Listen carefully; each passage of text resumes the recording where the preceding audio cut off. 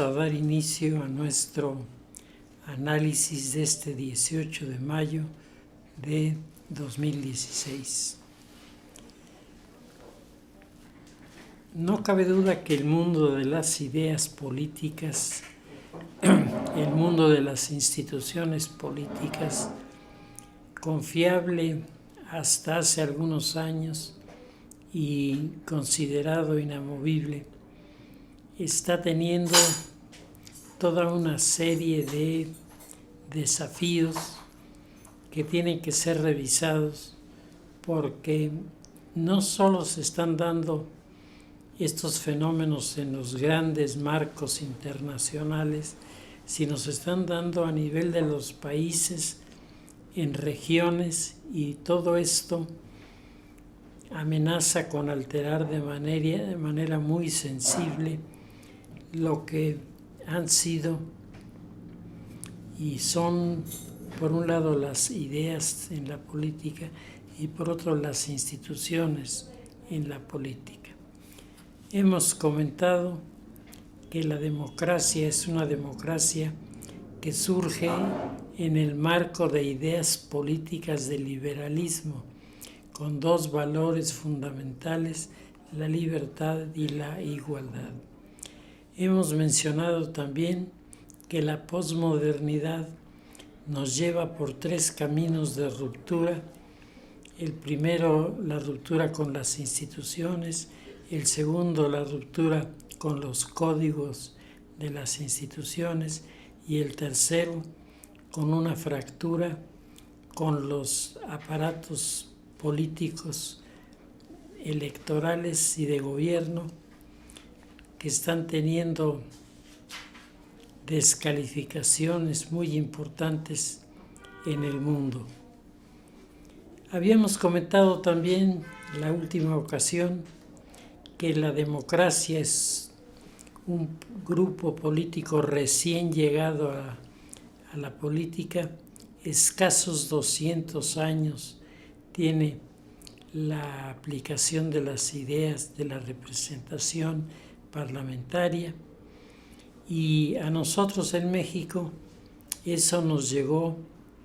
la posibilidad de hacer política con apertura, nos llegó a partir de el año 2000, en el que hay una alternancia en el poder. Resultaría verdaderamente sorprendente que mientras el modelo de las monarquías, con sus acomodamientos, negociaciones y finalmente sus proyecciones, la monarquía sigue funcionando hoy. Ya no es la monarquía absoluta de la Edad Media, ya no son las grandes figuras que aplastan con su presencia a los ciudadanos. Ahora estamos hablando de una sociedad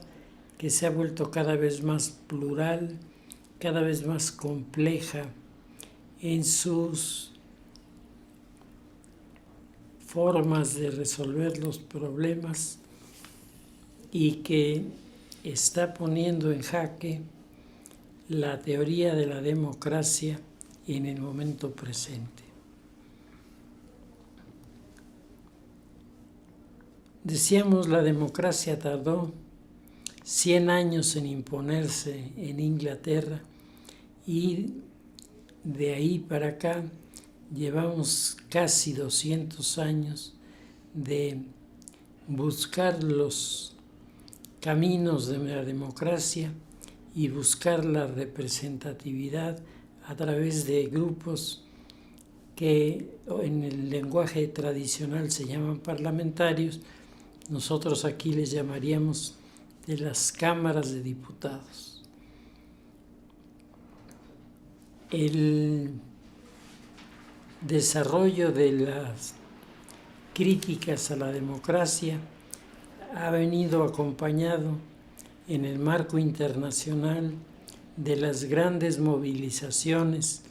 que van de sur a norte y de este a oeste, creando con esto una situación de incomodidad para las naciones europeas que tradicionalmente habían tenido en el norte de África un socio que les permitía ganancias excepcionales, particularmente a las organizaciones que se dedican a planear el turismo. Hoy todo esto está en desafío. Nosotros nos encontramos en nuestro país día a día las noticias de la operación del crimen organizado, asesinatos, ajustes de cuentas, secuestros, asaltos. Todo viene vinculado a una maniobra que se percibe que tiene como objetivo el debilitar de manera muy enérgica a las autoridades federales y crear la impresión, por lo menos desde fuera del país, de que hemos llegado a una etapa de ingobernabilidad que nos acercaría a la definición de estados que no alcanzan sus atribuciones para ser reconocidos como tales.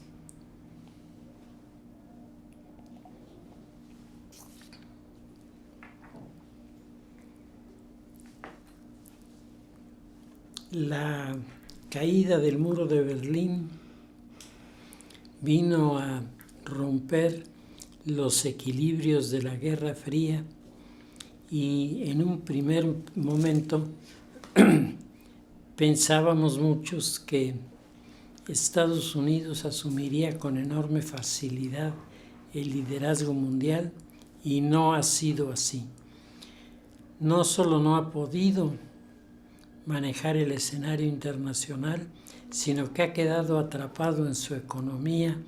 en una serie de fallas y de decisiones de los que el gobierno de Barack Obama ha estado intentando rescatarlos con algún éxito, pero realmente muy pequeño para la problemática que se está viviendo en Estados Unidos. La migración norte-sur en Estados Unidos es el momento en el que renacen y resurgen los nacionalismos de corte racista que han existido en Estados Unidos desde toda la vida, pero que en este momento es cuando están cobrando mayor fuerza. Allá por los años de 1924-1925 se dio un caso semejante provocado por la intervención del gobierno de México en la industria petrolera de los Estados Unidos y de Inglaterra. Cuando el petróleo es nacionalizado, se creó una situación semejante. Hubo varios intentos de financiar revoluciones, hubo pronunciamientos militares que acabaron en un desastre y finalmente se llegó a un entendimiento que ha venido siendo sostenido por el avance cada vez más importante de la sociedad civil en los organismos que exigen transparencia, y el primer lugar en donde la transparencia hace necesaria su localización es precisamente en estas zonas en donde autoridades del local, autoridades del mundo federal y los criminales se juntan en una confrontación de muchos alcances que está poniendo en serios predicamentos al sistema político mexicano.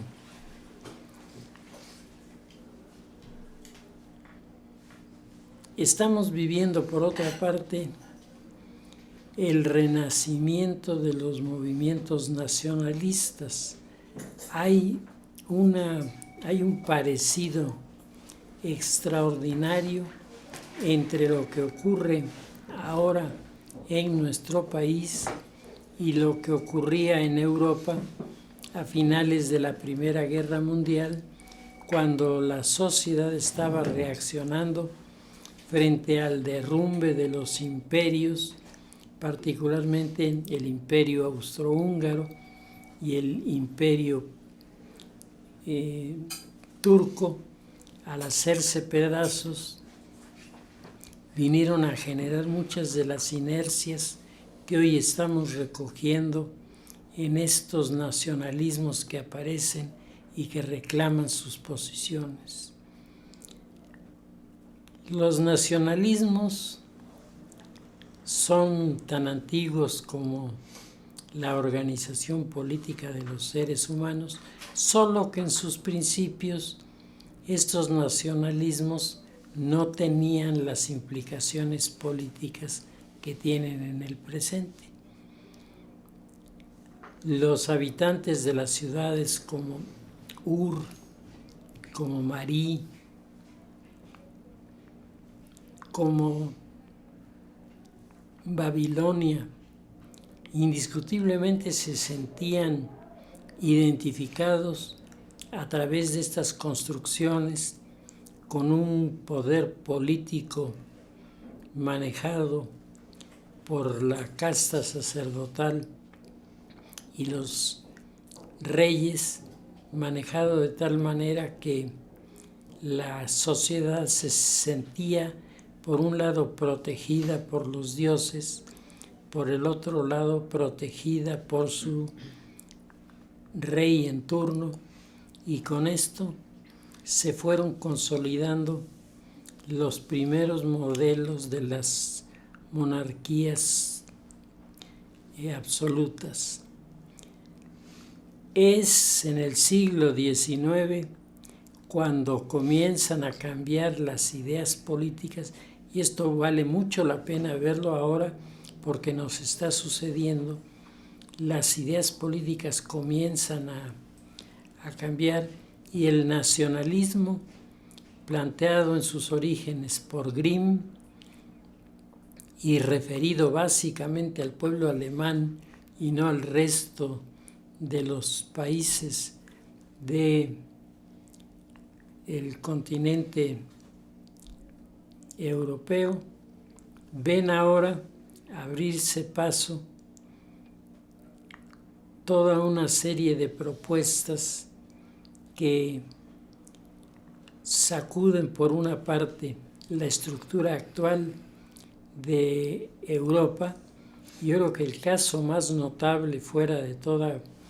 proporción en algunos de sus objetivos, es el de Cataluña, que está exigiendo ser reconocido como territorio independiente. Cataluña no es la primera vez que adopta esta actitud. En la Guerra Civil Española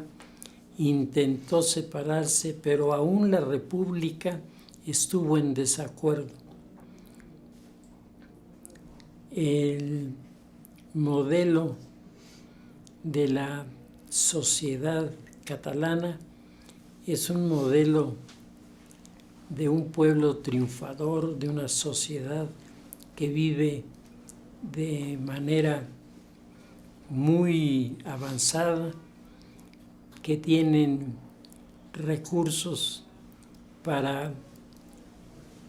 proyectarse como uno de los lugares más agradables de España, particularmente mostrando a Barcelona. Pues hoy el tema está cuestionadísimo porque la teoría política le ha salido al paso a los dirigentes de este movimiento, que se encuentran con que los teóricos de la política, los sociólogos, algunos de ellos catalanes, dicen que no hay, como es el argumento de los catalanes, territorios y naciones eternos, que la humanidad a lo largo de los siglos ha venido evolucionando, se han venido fusionando unos grupos con otros, y todo esto nos lleva a considerar que España, por ejemplo, no es en ese sentido eterna, en tanto que España comienza a configurarse en la Edad Media y logra su consolidación, como casi todas las naciones europeas, en el siglo XIX. Pero para los seguidores de las visiones ideologizadas de los nacionalismos, ahí ha estado siempre el territorio de Cataluña, ahí han estado siempre los catalanes, y por lo tanto es a ellos a quienes toca tomar la decisión de si pertenecen a España o no. ¿Las naciones nacen o se hacen?, se preguntan hoy los politólogos y los sociólogos, porque las monarquías surgen como propuesta para darle liderazgo a determinados grupos dentro de una sociedad que vivía permanentemente en conflicto. Un árbitro entre los que estaban conflictuados es el rey, que toma su lugar, y desde entonces hasta nuestros días lo estamos viendo con el actual rey de España, Felipe, que está recurriendo a los antecedentes de los acuerdos nacionales que ha habido en ese país en fechas recientes, para destacar que Cataluña no pierde nada manteniéndose dentro del marco de la unidad nacional con España, y desde luego dentro del marco del respaldo y el apoyo a la Unión Europea, que este es el punto que está cuestionando fuertemente Cataluña ahora. Pero en la vida práctica, los catalanes tendrán que reconocer que si se separan de España y si se separan de la unidad europea, sus posibilidades de alcanzar un desarrollo sensacional, como ellos dicen, serán muy rebasadas por los conflictos que todo esto genera. Y por otro lado, esto para España sería un elemento traumático, porque yo creo que todos sabemos que en España hay muchos nacionalismos que están aguardando su momento: el nacionalismo de los andaluces, el nacionalismo de los habitantes de Asturias, en fin, cada uno de los nacionalismos que originalmente se acercó para conformar la España poderosa de los siglos XVI y XVII, todo eso se rechaza y si rompe Cataluña con España, no tardarán en otras provincias exigir lo mismo, conduciendo a España a un verdadero desastre. Las naciones, dice la teoría política, las naciones se producen, nacen y se consolidan a partir de la cultura. Son construcciones culturales las naciones. No solamente son territorios geográficos. De hecho, la geopolítica en este sentido ayuda a comprender cuando nos dice la geopolítica que es la ciencia que nos enseña a explicar la historia a partir de los espacios geográficos. Esto es la geopolítica. La geopolítica dice que los límites, las fronteras, fueron el primer tema de los nacionalismos. En el siglo XIX, el tema de las fronteras, manejado por el alemán Friedrich Ratzel, creó toda una serie de normas que al día de hoy se siguen manejando. Estas normas que estaban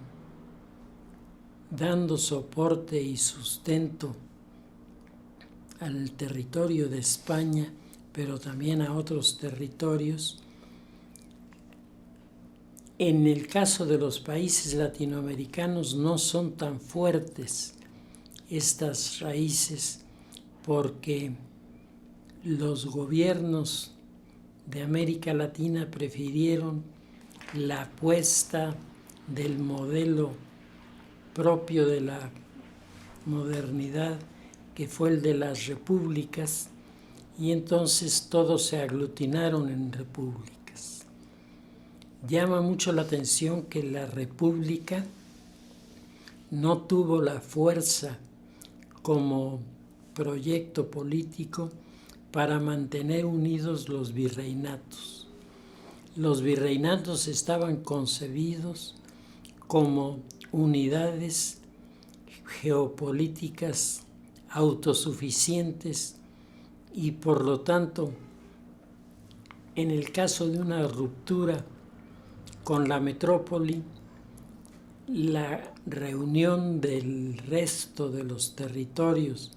con el territorio del virreinato daba lugar a la aparición de 4 enormes países, 4 enormes territorios en los que se dividió América cuando alcanza la independencia. Por un lado está el virreinato de la Nueva Granada, en el que quedaban integrados Venezuela,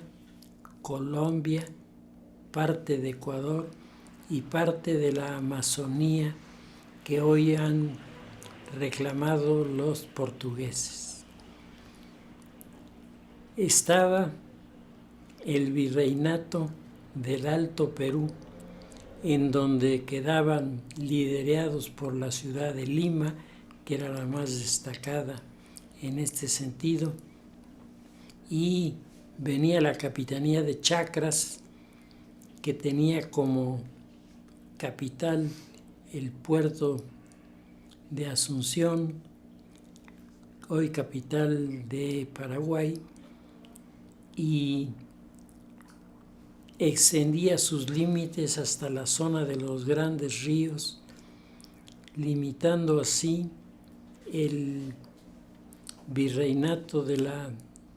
Nueva Granada con el virreinato del Alto Perú, que se comunicaban entre sí de manera muy bien lograda. Había una carretera bien hecha para la época, porque de las minas del Potosí en el territorio de lo que hoy es Bolivia surgirían las 84,000 toneladas de plata que América envió a Europa durante el período virreinal.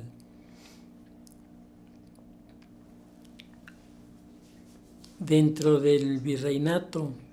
del Alto Perú quedarían una parte de Ecuador, Perú, Bolivia y una parte del Paraguay. Esto es lo que conformaría el segundo país después de la independencia. La Nueva España era la privilegiada, con una enorme extensión que iba del Océano Atlántico al Golfo de México. La proyección político-cultural de la Nueva España era sin duda el objeto político más reconocido por los europeos como triunfador, promotor, negociador, porque todo esto se hacía en este territorio que tenía agrupados al territorio de Puebla,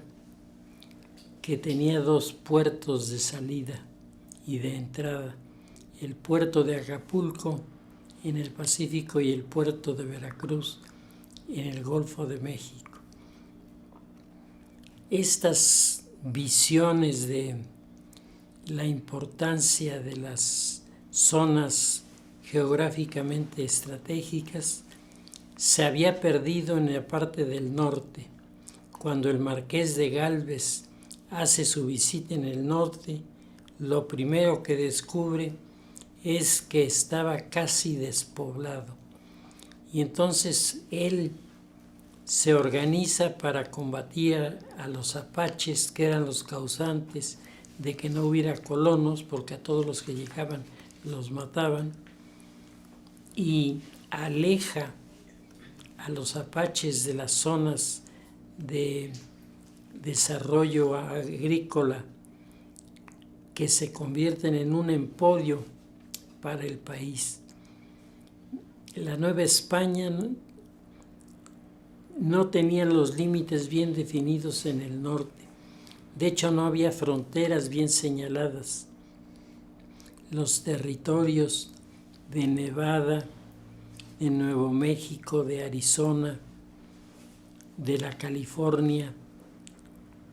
todos estos estaban sin delimitación y México se mezclaba con Rusia y con Estados Unidos en el territorio del Oregón en el año de 1821, en la época de la independencia. Si el modelo se hubiera mantenido así, en el virreinato de la Nueva Granada, el virreinato del Alto Perú, el virreinato del Río de la Plata y el virreinato de la Nueva España,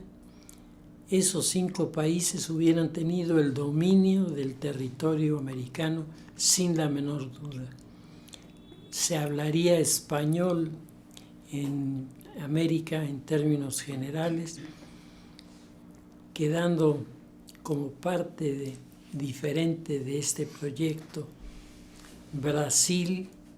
que se vinculaba a los otros países por la religión, por el tema de lo religioso.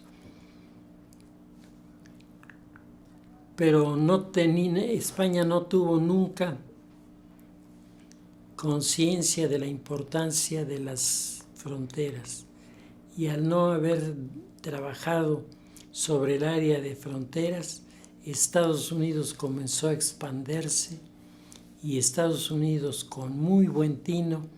apunta a Texas primero y luego, en la intervención del 47, a todos los territorios, que uno dice, ¿cómo es posible que se hubieran podido quedar con todo eso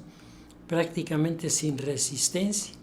Pues la respuesta es: no había población en esos lugares. Fuera de San Diego y Los Ángeles no había, y San Francisco, no había poblaciones importantes en el centro, y los norteamericanos aprovecharon esa enorme migración que venía del este, de Europa del Este, huyendo de los modelos autoritarios, y de Italia, que alcanza la unificación y genera esta corriente de expansión también, que se va, los italianos se van a Argentina y se van a Uruguay, en donde en el lapso de 30 años duplican a la población que existía en esos lugares. Pero la unidad le hubiera dado a todos ellos, sin duda, menos malestares y sufrimientos de los que tuvo, y les hubiera dado a cambio un territorio que había sido pensado para ser autosuficiente y que tenía todos los recursos para entrar en acuerdos comerciales, no solo con sus vecinos, sino con los Estados Unidos, con Europa y con el mundo asiático. Pero todo esto se quedó en el hubiera y en el pudiera, porque en la vida particular de esta época el gusano del nacionalismo irrumpió, y entonces se desgarraron todos los virreinatos, y de entonces para acá nuestra vocación al subdesarrollo, que se maneja precisamente porque se perdieron los factores que hacían no solo equilibrado el reparto de la tierra en relación a los trabajadores, sino que hacían bloques que eran capaces de convertirse en naciones modernas y poderosas en lugar de quedarse retrasadas. Nosotros pagamos las consecuencias de nuestra falta de colonización, perdiendo todo el norte, y después de perder todo el norte, pues se perdió todo aquello que no estaba poblado y que por lo tanto no ofreció la menor resistencia. Esto que estamos viendo, que ocurre a finales del siglo XVIII para principios del siglo XIX, hoy lo vemos proyectado de una manera mucho más agresiva. La migración sur-norte continúa, y la migración sur-norte en Europa es de el norte de África y los países subsaharianos al continente europeo. En América es de Centroamérica y México a los Estados Unidos. La relación entre Estados Unidos y México se ha visto lacerada, se ha visto tensionada por el tema de los migrantes, que en cantidades verdaderamente impresionantes llegan a las ciudades norteamericanas a sumarse a ese proletariado que se mueve en los entornos de las colonias marginales, de donde salen los trabajadores que van a recibir una paga muy corta para un trabajo muy intenso, como recolectores de la fresa, como recolectores de las bayas, como recolectores de tantas cosas que a los americanos les parecen muy pesadas para llevar a cabo, pero sí contratan a mexicanos y puertorriqueños para que hagan esta labor.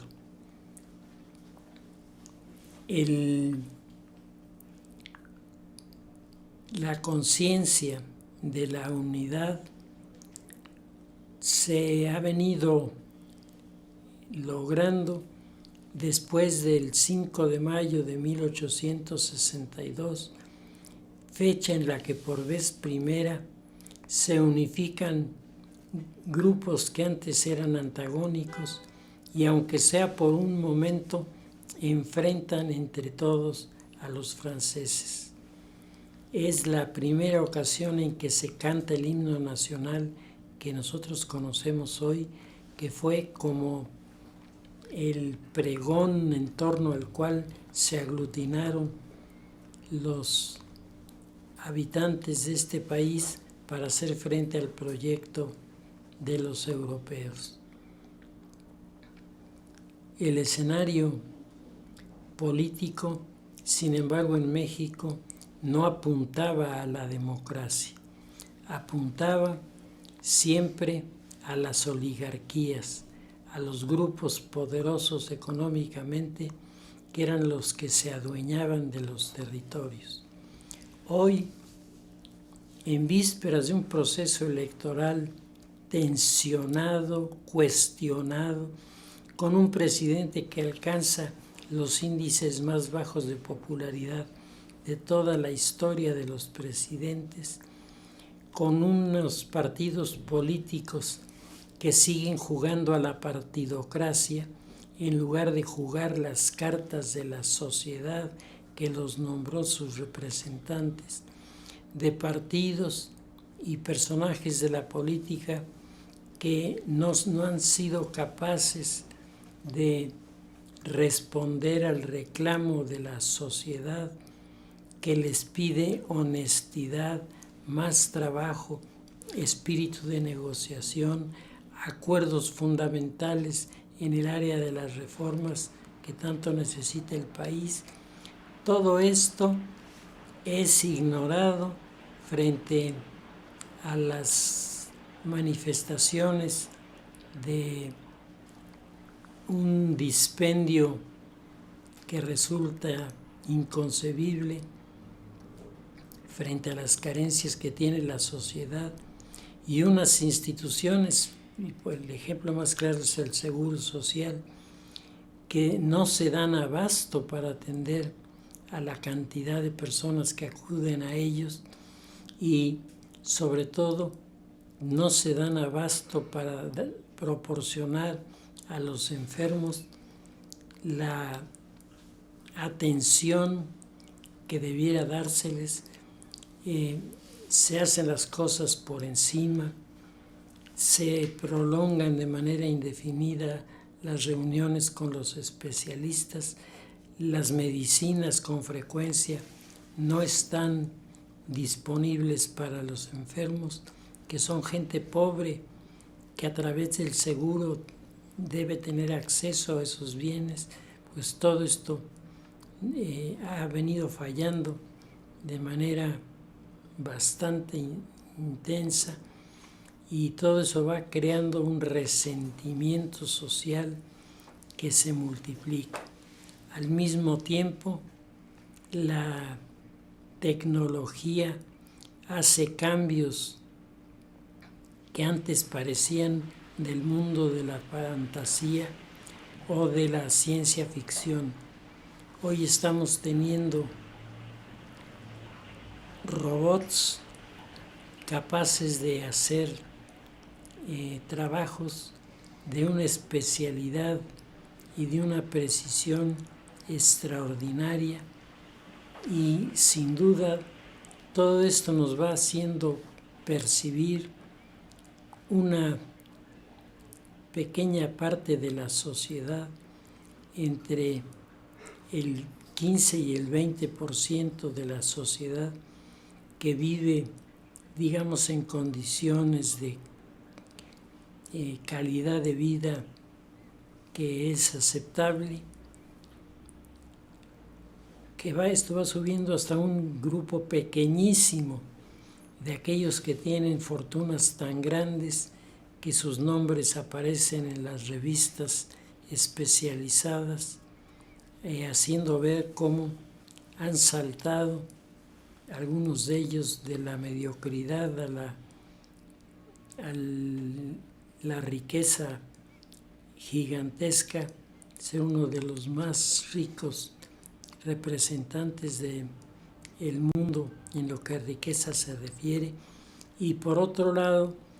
vemos las estadísticas del desempleo, las estadísticas de los malos salarios, los problemas que está teniendo el gobierno para los jubilados. Todo esto, decíamos, en medio de unas elecciones muy tensionadas, en donde comienzan a aparecer signos verdaderamente inquietantes. De los que más llaman la atención está la creciente multiplicación de grupos armados que se dicen voluntarios para defender a los ciudadanos de los secuestros y los asaltos, y que más tarde o más temprano la mayoría de los dirigentes de esos grupos han sido señalados como copartícipes en las actividades del crimen organizado, sobre todo en el narcomenudeo. Tenemos a nivel mundial una ofensiva del crimen organizado que está orientado a desarrollar el modelo de los estados frustrados, es decir, de los estados que no pueden cumplir con sus obligaciones y responsabilidades con sus ciudadanos. En nuestro país, que había venido funcionando en los últimos años con muy buenos resultados la industria turística, hoy tenemos balaceras, secuestros y asaltos en Acapulco, balaceras, secuestros y asaltos en Veracruz, balaceras, secuestros y asaltos en Oaxaca. Y comenzamos a ver, y toda el área turística de México está siendo fuertemente afectada por estos criminales que por otro lado no encuentran en las fuerzas del orden un freno que los pare. El gran fracaso de la lucha contra el crimen organizado en México no se debe a Peña Nieto, a su persona o a una mala decisión tomada por él. Se debe a la corrupción tan profunda que existe en los aparatos policíacos, porque los aparatos policíacos están coludidos en la mayoría de los casos con los delincuentes. Vean el caso de Ayotzinapa y vean los casos que se han vuelto escándalo ahora, pero que en realidad son muestras de lo que ocurre en el país, en donde los criminales, cuando llegan a la cárcel, saben que lo hacen por un tiempo limitadísimo, porque los jueces, que tienen una actitud más que sospechosa, encuentran siempre el pretexto para decir que fueron detenidos con violación de sus derechos y por lo tanto los regresan a la vida criminal, por otro lado dando por resueltos los delitos y acusaciones que habían sido formulados en su contra. Estos grupos de crimen organizado son la gran trampa para los jóvenes en nuestro país. Estos grupos le ofrecen a los jóvenes recursos económicos más altos que en cualquiera de los trabajos que pudieran conseguir. Les abren las puertas de un mundo del vicio que los deslumbra, los hace pensar en que la vida solamente tiene como propósito el pasarla de manera divertida, y abandonan sus casas, abandonan sus centros naturales de amistades para irse a encaramar a estructuras del crimen, que son estructuras que siguen la lógica del crimen, atraen, obtienen los recursos y liquidan. A los que manejan el crimen organizado no les interesa tener un ejército disciplinado de seguidores, les interesa esta lucha de unos con otros para ver quién vende más, y sus pugnas internas y sus purgas internas, sus ajustes que los vuelven cada vez más peligrosos. Y junto de este escenario, el surgimiento hace apenas unos días de un movimiento armado que se siente con el derecho de plantearle a la sociedad un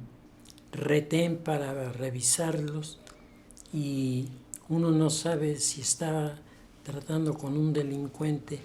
o está tratando con alguien que pretende establecer el orden. Se han repartido en forma muy intensa volantes en los que se dice que ha llegado el momento de echar abajo al gobierno de Peña Nieto, al mismo tiempo que se está cayendo el régimen de Argentina, al mismo tiempo que se está cayendo el régimen de Brasil, que parecía tan sólido, al mismo tiempo que muchos de los grupos políticos que parecían muy fuertes se derrumban en medio de procesos y acusaciones de corrupción, y la política se llena cada día más de personas sin ideales, sin principios, sin otro propósito que tener un centro de poder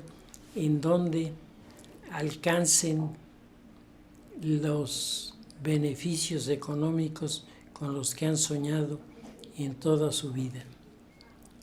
Tenemos elecciones en este año en el país, y en estas elecciones Puebla tiene un lugar, y el lugar que tiene lo marca como uno de los centros neurálgicos del proceso electoral, porque aquí no solamente se va a definir quién gana las elecciones a la presidencia municipal y a la gubernatura, sino se va a decidir si el gobernador logra consolidar la fuerza para surgir de este proceso como el hombre más fuerte dentro del partido y convertirse en el candidato que tenga más oportunidad al interior del Partido Acción Nacional para competir en el 2018, que queda mucho más cerca de lo que muchos se imaginan. Los partidos políticos todos están pidiendo garantías para las elecciones por las cosas que están ocurriendo. La cantidad de alcaldes asesinados en los últimos años verdaderamente es impactante, y la duda que todos tenemos es frente a esto: ¿qué puede hacer la democracia, y sobre todo una democracia tan débil como la que nosotros vivimos?